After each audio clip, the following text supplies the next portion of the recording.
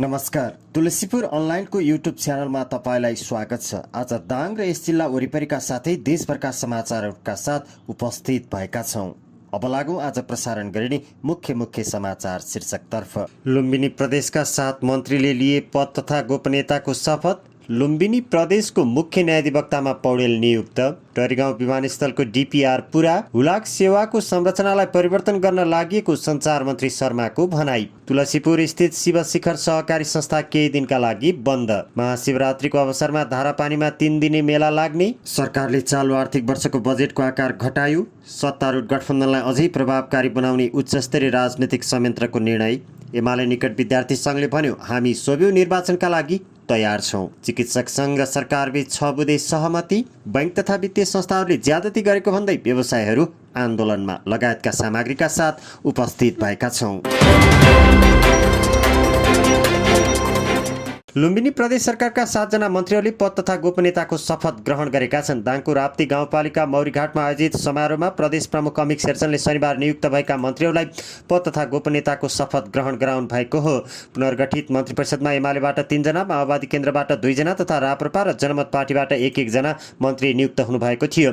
समारोहमा आर्थिक मामिला मन्त्री जोगबहादुर महरा, भौतिक पूर्वाधार विकास मन्त्री इन्द्रजित थारू, स्वास्थ्य मन्त्री विष्णुप्रसाद पन्थी, वन तथा वातावरण मन्त्री दुर्गाप्रसाद चौधरी, उद्योग पर्यटन तथा यातायात व्यवस्था मन्त्री जानकी प्रसाद यादव, कृषि तथा भूमि व्यवस्था मन्त्री तुलसीराम शर्मा र सामाजिक विकास मन्त्री चन्द्रकेश गुप्ताले शपथ लिनुभएको हो। नवनियुक्त मन्त्रीहरूमा महरा र इन्द्रजित माओवादी केन्द्रका हुनुहुन्छ भने पन्थी, दुर्गाप्रसाद र शर्मा एमालेका हुनुहुन्छ। यस्तै मन्त्री यादव राप्रपाका र गुप्ता जनमत पार्टीका हुनुहुन्छ। सरकारलाई समर्थन गरेको जसपा, नागरिक उन्मुक्ति पार्टी र लोकतान्त्रिक समाजवादी पार्टीले भने तत्काल सरकारमा सहभागिता नजनाउने भएका छन्। दिउँसो 1 बजे प्रदेशसभा भवन परिसरमा हुने भनिएको कार्यक्रम हावाहुरीले मञ्च र टेन्ट भत्काइदिएपछि 2 घण्टा ढिला भएको थियो। लुम्बिनी प्रदेश सरकारको मुख्य न्यायाधिवक्तामा अधिवक्ता खुमकान्त पौडेल नियुक्त हुनुभएको छ। मुख्यमन्त्री लीला गिरीले उहाँलाई सो पदमा नियुक्त गर्नुभएको हो। मुख्य न्यायाधिवक्तामा पौडेलले आजै शपथ लिएको मुख्यमन्त्रीको सचिवालयले जनाएको छ। प्रदेश सरकारका मुख्य कानुनी सल्लाहकार मानिने मुख्य न्यायाधिवक्ताको संवैधानिक एवं कानुनी विषयमा प्रदेश सरकार वा प्रदेश सरकारले तोकेको अन्य अधिकारीलाई राय सल्लाह दिनुपर्ने हुन्छ। मुख्य न्यायाधिवक्ताले कार्यभार सम्हाल्नु अघि प्रदेश प्रमुखको उपस्थितिमा उच्च अदालतका मुख्य न्यायाधीश समक्ष पद तथा गोपनीयताको शपथ लिनुपर्ने व्यवस्था रहेको छ। रूपन्देहीको तिलोत्तमा नगरपालिका 3 स्थायी निवासी मुख्य न्यायाधिवक्ता पौडेल यसअघि लुम्बिनी प्रदेश सरकारका कानुन आयोगको सदस्य र कानुन कार्यदलको सदस्यको जिम्मेवारी सम्हाल्नु भएको थियो। अन्तर्राष्ट्रिय मानवाधिकार कानुन र समाजशास्त्र विषयमा स्नातकोत्तर गर्नुभएका उहाँले विगत 23 वर्षदेखि कानुन व्यवसायको रूपमा काम गर्नुका साथै त्रिभुवन विश्वविद्यालय अन्तर्गत बुटोल बहुमुखी क्याम्पसमा समाजशास्त्र विषय प्राध्यापन पनि गर्दै आउनु भएको थियो। दाङको टरीगाउँ विमानस्थलको विस्तृत परियोजना प्रतिवेदन डिपिआर तयार भएको छ। तुलसीपुर उपमहानगरपालिका वडा नम्बर 12 स्थित रहेको विमानस्थलका लागि डिपिआरको विभिन्न 4 विकल्प दिइएको छ। अहिले रहेको धावन मार्गबाट सिधै लैजाँदा 1500 मिटर मात्रै धावन मार्ग हुन सक्ने भएकाले उत्तरतर्फ बढाएर 1700 मिटर बनाउन सकिने, स्थानीयवासीको जग्गा लिजमा लिएर विमानस्थल विस्तार गर्न सकिने जस्ता विकल्प रहेको तुलसीपुर उपमहानगरपालिकाका उपप्रमुख स्यानी चौधरीले जानकारी दिनुभयो। उहाँले डिपिआरमा दिएका विकल्पमाथि तुलसीपुरमा सरकारवालासँग छलफल गर्ने तयारी रहेको समेत बताउनुभयो। छलफलपछि निष्कर्ष निकाल्ने र त्यही अनुसार सङ्घीय सरकारसँग बजेटका लागि पहल गर्ने तयारी रहेको उहाँले बताउनुभयो। हाल विमानस्थलको धावन मार्ग 750 मिटर मात्रै लम्बाइ छ। त्यसमा 19 सिटेभन्दा ठुला जहाज बस्न सक्ने अवस्था छैन। त्यसैले यसलाई विस्तारका लागि तुलसीपुर उपमहानगरपालिकाले उपप्रमुख चौधरीको नेतृत्वमा समिति बनाएर दबाब दिइरहेको छ। हाल नेपाल एयरलाइन्सको 19 सिटे ट्विनेटरले उडान भरिरहेको छ। आगामी फागुन 3 गतेदेखि सीता एयरको जहाजले पनि उडान भर्ने तयारी गरिएको छ।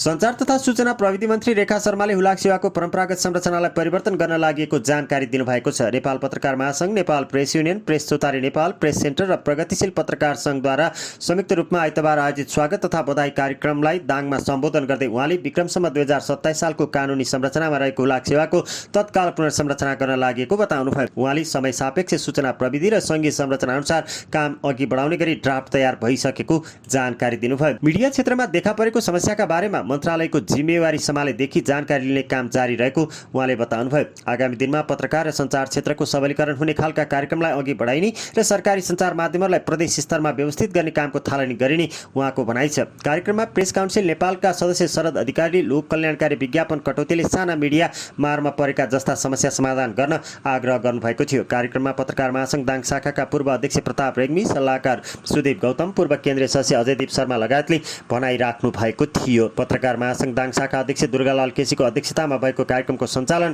प्रेस सेन्टर दाङका अध्यक्ष पाण्डव शर्माले गर्नुभएको थियो। सञ्चार तथा सूचना प्रविधि मन्त्री रेखा शर्माले सबै सरकारी सञ्चार माध्यम प्रादेशिक संरचना अनुसार सञ्चालन हुनुपर्ने बताउनु भएको छ। उहाँले राजसंस्था लगायतका सरकारी सञ्चार माध्यमलाई प्रदेश राजधानीबाटै सञ्चालनका लागि आफूले पहल गर्ने बताउनुभयो। पत्रकार महासंघ दाङसहित जिल्लामा क्रियाशील पत्रकारका संगठनद्वारा आयोजित स्वागत तथा बधाई कार्यक्रममा उहाँले सञ्चारसँग सम्बन्धित सबै कानुन संशोधन गरी समय सान्दर्भिक बनाउने प्रतिबद्धता समेत जनाउनुभयो। यस्तै सञ्चार तथा सूचना प्रविधि मन्त्री रेखा शर्माले घोराई तुलसीपुर 4 लेन सडक निर्माण अघि बढाउन आफू लागि परेको पनि जानकारी दिनुभएको छ। निर्वाचन जितेकै दिनमा दाङमा सम्बन्धित निकायसँग छलफल गरी 15 दिनभित्र काम नसके ठेक्का तोड्न राजी हुनका लागि सहमति गराएको उहाँको भनाइ छ। तत्कालीन समयमा श्रेष्ठ कम्पनीले निर्माणको जिम्मा पाएको थियो, तर केही समयपछि कम्पनीले काम छोडेपछि सुनिल जङ रायमाझीले निर्माणको ठेक्का पाएका छन्। 4 लेनको सडक भारतको एक्जिम बैंकको लगानीमा निर्माण हुन लागेको र नेपाल सरकारले मात्रै चाहेर ठेक्का तोड्न सम्भव नभएको उहाँको भनाइरहेको छ। तुलसीपुरमा स्थित शिवशिखर बहुउद्देश्य सहकारी संस्था लिमिटेड केही दिनका लागि बन्द भएको छ। संस्थाले एक विज्ञप्ति निकालेर केही दिनका लागि सहकारी बन्द रहने जनाएको हो। शिवशिखर बहुउद्देश्य सहकारी संस्थाका अध्यक्ष सुशील भानियाद्वारा हस्ताक्षर गरिएको विज्ञप्तिमा भनिएको छ, सम्पूर्ण बचतकर्ता शेयर सदस्य महानुभावहरूमा जानकारी गराउँदछौँ कि हालको आर्थिक मन्दीका कारण सबै बचतकर्ताहरू एकैपटक चल्ती खाता मुद्दती र शेयरको रकम झिक्न आउँदा पुँजी व्यवस्थापन हुन नसकेका कारण तुलसीपुर कार्यालय केही दिनका लागि बन्द गरिएको कुरा सम्पूर्णमा जानकारी गराउँदछौँ। साथै शिवशिखर बहुउद्देश्य सहकारी संस्थाको मर्जर प्रक्रिया हुने भएकाले केही समयका लागि अर्को सूचना नआएसम्म तथा पुँजी व्यवस्थापन नभएसम्म कार्यालय बन्द रहने विज्ञप्तिमा भनिएको छ। दाङको प्रसिद्ध तीर्थस्थल धारापानीमा लाग्ने महाशिवरात्रि मेला यस वर्ष 3 दिनसम्म लाग्ने भएको छ। पछिल्लो दिनमा देशका विभिन्न जिल्ला तथा छिमेकी देशबाट समेत भक्तजनको उल्लेख्य रूपमा उपस्थित हुन थालेपछि यस वर्ष फागुन 5, 6 र 7 गते 3 दिन मेला लाग्ने भएको हो। मेलालाई भव्य र व्यवस्थित बनाउन पाण्डवेश्वर महादेव मन्दिर व्यवस्थापन समितिले तयारीलाई तीव्रता दिएको छ, जस अन्तर्गत 18वटा विभिन्न उपसमिति गठन गरी मेला व्यवस्थापन कार्य अगाडि बढाएको समितिका सचिव विष्णुराम आचार्यले जानकारी दिनुभयो। उहाँका अनुसार समितिका अध्यक्ष गणेश कुमार अधिकारीको संयोजकत्वमा मूल व्यवस्थापन समिति गठन गरिएको छ। यसैबीच मेलामा यातायात व्यवस्थापन अन्तर्गत पार्किङ शुल्क र व्यापारका लागि स्टलको दर रेट समेत तोकिएको छ, जस अन्तर्गत टीका माला सम्बन्धित व्यापारका लागि प्रति पसल 1000, फलफुलका लागि 1500, होटेल तथा चाटका लागि 2500, खेलौना पसलका लागि 1800, फेन्सी पसलका लागि 2000 र आइसक्रिम डेयरीका लागि 1200 रुपियाँ शुल्क तोकिएको बजार व्यवस्थापन उपसमितिका संयोजक बलराम भूषाल गोपालले जानकारी दिनुभयो। यस्तै महाशिवरात्रि पर्वका अवसरमा लाग्ने धारापानी मेलामा मदिरा बेचबिखनलाई पनि निषेध गरिएको छ। फागुन 4 गते राति 12 बजेदेखि फागुन 7 गते राति 12 बजेसम्म पूर्वमा धार्मिक वनको सिमाना भलाइसोता, पश्चिममा पिच सडक, उत्तरमा बबी नदी र दक्षिणमा धार्मिक वन सिमानासम्म मदिराजन्य वस्तुको बेचबिखन तथा सेवनमा निषेध गरिएको मन्दिर व्यवस्थापन समितिका अध्यक्ष गणेश कुमार अधिकारीले जानकारी दिनुभयो। सरकारले चालु आर्थिक वर्षको बजेटको आकार घटाएको छ। अर्धवार्षिक बजेट समीक्षा मार्फत अर्थ मन्त्रालयले बजेटको आकार 2 खर्ब 44 अर्ब रुपियाँले घटाएको हो। गत जेठ 15 गते सरकारले 17 खर्ब 93 अर्ब 83 करोड रुपियाँको बजेट ल्याएको थियो। आइतबार प्रतिनिधि सभा बैठकमा उपप्रधानमन्त्री तथा अर्थमन्त्री विष्णु पौडेलले बजेटको आकार घटाउँदै चालु आर्थिक वर्षको बजेटको आकार 15 खर्ब 49 अर्ब 99 करोड बनाइएको जानकारी दिनुभयो। त्यस्तै चालु खर्च 11 खर्ब 83 अर्ब 23 करोडबाट 10 खर्ब 21 अर्ब 92 करोड र पुँजीगत तर्फ 3 खर्ब 80 अर्ब 38 करोडबाट 3 खर्ब 13 अर्ब 85 करोड रुपियाँमा झारिएको बताउनुभयो। त्यस्तै वित्तीय व्यवस्थामा 2 खर्ब 14 करोड मात्र छुट्याइएको अर्थमन्त्रीले बताउनुभयो। मन्त्रालयले राजस्व सङ्कलनको लक्ष्य पनि घटाएको छ।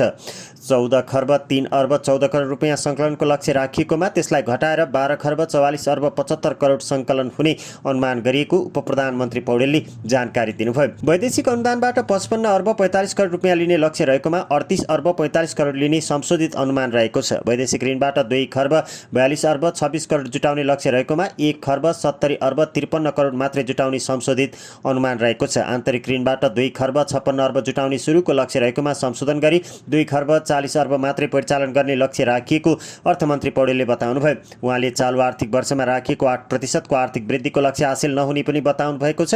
अर्थमन्त्री पौडेलले पछिल्लो समय विदेशी मुद्राको सञ्चितमा भने सुधार आएको दाबी गर्नुभयो।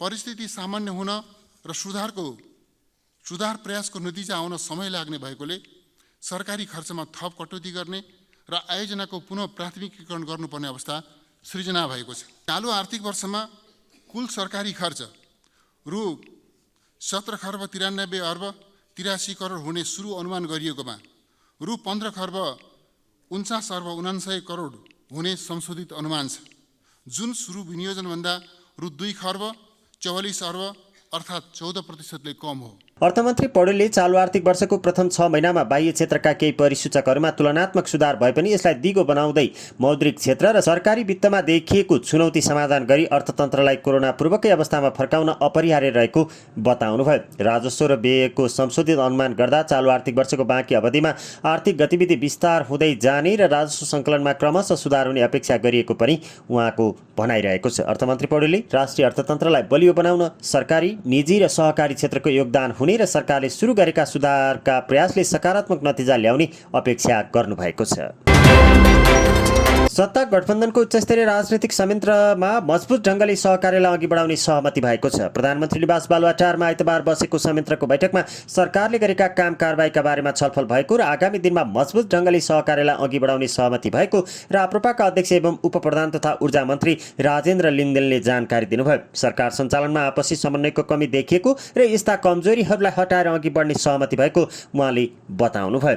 अहिलेसम्म सरकारले गरेका काम कारबाहीहरूको बारेमा र आपसी समन्वयको बारेमा कहाँ के कमी कमजोरी रह्यो भन्ने विषयमा समीक्षाहरू भयो र आगामी दिनमा अझ मजबुत ढङ्गले यो सहकार्यलाई अगाडि बढाएर लैजाने भन्ने सहमति भएको छ र अब नियमित रूपमा यस प्रकारको भेटघाटलाई कायम राख्ने र निरन्तरता दिने भन्ने सहमतिमा छ। बैठकमा संयन्त्रको बैठकलाई निरन्तरता दिने सहमति भएको पनि लिङ्गदेनले जानकारी दिनुभयो। नेकपा एमाले निकट राजसभ्यले राष्ट्रिय महाधिवेशनको तयारी पूरा भएको जनाएको छ। आइतबार काठमाडौँमा पत्रकार सम्मेलन गर्दै अनुराग सोबेले फागुन 2 गतेदेखि 4 गतेसम्म काठमाडौँमा आयोजना हुने 23औं महाधिवेशनको तयारी पूरा भएको जनाएको हो। पत्रकार सम्मेलनमा अध्यक्ष सुनिता बरालले निःशुल्क शिक्षा, स्वास्थ्य र पूर्ण रोजगार समृद्ध नेपालको आधार, गुणस्तरीय शिक्षा, गतिशील संगठन र सोभि निर्वाचन हाम्रो सरकार भन्ने नाराका साथ महाधिवेशन गर्न लागेको जानकारी दिनुभयो। करिब 1573 जना प्रतिनिधि सहभागी हुने महाधिवेशनले आगामी 2 वर्षका लागि 179 सदस्यीय केन्द्रीय कमिटी, 17 पदाधिकारी र 3 आयोग निर्वाचित गर्ने बरालले जानकारी दिनुभयो। उहाँले नेतृत्व चयन सहमतिमा नहुँदा स्वस्थ र मर्यादित प्रतिस्पर्धाको माध्यमबाट नेतृत्व चयन गरिने र निर्वाचन प्रक्रियालाई व्यवस्थित, छिटो छरितो बनाउन विद्युतीय मेसिन मार्फत निर्वाचन गर्ने व्यवस्था मिलाइएको पनि जानकारी दिनुभयो। हामीले निःशुल्क शिक्षा, स्वास्थ्य र पूर्ण रोजगार समृद्ध नेपालको आधार, गुणस्तरीय शिक्षा, गतिशील संगठन, सोभि निर्वाचन हाम्रो सरकार भन्ने उद्देश्य मूल नारा कायम गरेका छौँ, जसलाई हामीले यो महाधिवेशन पनि सोभि निर्वाचन लक्षित बनाउँ भन्ने उद्देश्य छ, जो चाहिँ त्रिभुवन विश्वविद्यालयले चैत्रको 5 गते सोभि निर्वाचन गर्ने भनेर मिति तोकिसकेको छ। हामी यो महाधिवेशनबाट 179 जनाको केन्द्रीय कमिटी निर्वाचित गर्छौँ र 3टा आयोगहरू निर्वाचित गर्छौँ। त्यो निर्वाचन कमिटीले आफ्नो मुख्य उद्देश्य सोभि निर्वाचन सम्पन्न गर्ने उद्देश्यका साथ लाग्नेछ। अन्डा सोभिको महाधिवेशन करिब 7 वर्षपछि हुन लागेको महाधिवेशनपछि संगठनको ध्यान सोभि निर्वाचनमा केन्द्रित हुने अन्डा सोभिले जनाएको छ। आन्दोलनरत चिकित्सक र सरकारबीच 6 बुँदे सहमति भएको छ। आइतबार सिंहदरबारमा भएको छलफलका क्रममा वार्तामा चिकित्सक कुटिएको घटनाको छानबिन गर्ने, दोषीलाई कारबाही गर्ने लगायतका 6 बुँदे सहमति भएको हो। सहमतिपछि चिकित्सक सङ्घले आन्दोलन स्थगित गरेको छ। यसअघि आन्दोलनका क्रममा चिकित्सकहरूले आकस्मिक बाहेकका सेवा बन्द गरेपछि देशभरका अस्पतालमा सेवा प्रभावित भएको थियो। चिकित्सकलाई भएको कुटपिटको विरोधमा आइतबार देशभरका अस्पतालका ओपीडी सेवा ठप्प पारिएको हो। ओपीडी सेवा बन्द भएपछि उपचारका लागि सरकारी अस्पताल पुगेका बिरामीहरू समस्यामा परेका थिए। काठमाडौँको वीर अस्पताल अगाडि बिरामीहरूले उपचारको माग गर्दै केही बेर प्रदर्शन नै गरेका थिए। नेपाल चिकित्सक सङ्घले आज आइतबार देशभरका स्वास्थ्य संस्थाहरूमा आकस्मिक बाहेकका सबै सेवा बन्द गर्ने निर्णय गरेको थियो। गत शुक्रबार राष्ट्रपति विद्यादेवी भण्डारीको सवारीका क्रममा वीर अस्पताल अगाडि एक चिकित्सकमाथि प्रहरीले दुर्व्यवहार गरेको भन्दै चिकित्सक सङ्घले आइतबार एक दिन सरकारी तथा गैर सरकारी अस्पतालहरूमा आकस्मिक बाहेकका सम्पूर्ण सेवा बन्द गर्ने निर्णय लिएको थियो। नेपाल राष्ट्रिय व्यवसाय महासङ्घ लगायत विभिन्न 35वटा सङ्घ संस्थाहरूले बैंक तथा वित्तीय संस्थाहरूले ज्यादती गरेको भन्दै संयुक्त आन्दोलनको घोषणा गरेका छन्। आइतबार काठमाडौँमा पत्रकार सम्मेलन गर्दै उनीहरूले बैंकिङ ब्याज दर 1% कायम गराउनुपर्ने, व्यवसायलाई आर्थिक राहतको व्यवस्थापन गर्नुपर्ने, सेवा शुल्क घटाउनुपर्ने लगायतका माग राख्दै आन्दोलनको घोषणा गरेका हुन्। अर्थतन्त्रको मुख्य मेरुदण्डको रूपमा रहेका व्यवसायहरू आफ्नो पेसाबाट पलायन हुने अवस्था आउनुमा बैंक तथा वित्तीय क्षेत्रहरूको अव्यवहारिक गलत नीति, निजी स्वार्थ, सरकारले दीर्घकालीन उत्पादनमुखी अर्थतन्त्रमा प्राथमिकता नदिनु रहेको उनीहरूले बताएका छन्। उनीहरूले आफूहरूको माग पूरा नभई तालाचाबी सरकारलाई बुझाउने चेतावनी पनि दिएका छन्। नेपाल राष्ट्रिय व्यवसाय महासङ्घका केन्द्रीय अध्यक्ष कुमार कार्कीले पत्रकार सम्मेलनमा बैंक तथा वित्तीय संस्थाले चरको रूपमा ब्याजदर बढाउँदा र लिलामी निकाल्दा पनि सरकार मौन बसेको आरोप लगाउनुभयो। आज हामीलाई बैंकको ब्याज 8% ब्याज जुन पहिला सुरुमा लेखिन्छ, एग्रिमेन्ट गरिन्छ, ल्याप्चे हानिन्छ, 3 पुस्ताको छाप लगाइन्छ, त्यो 3 पुस्तासम्म बाजे अनि नातिसम्मको त्यो नाम लेखिन्छ। तर आखिरमा आएर त्यो 15% पुग्छ, 15% पुग्दा कसैलाई थाहा हुन्न। नेपाल यातायात व्यवसाय राष्ट्रिय महासङ्घका केन्द्रीय वरिष्ठ उपाध्यक्ष सरोज सिटौलाले पछिल्लो अवस्थामा बैंकहरू फाइदामा लगानीकर्ता घाटामा भएको जानकारी दिनुभयो।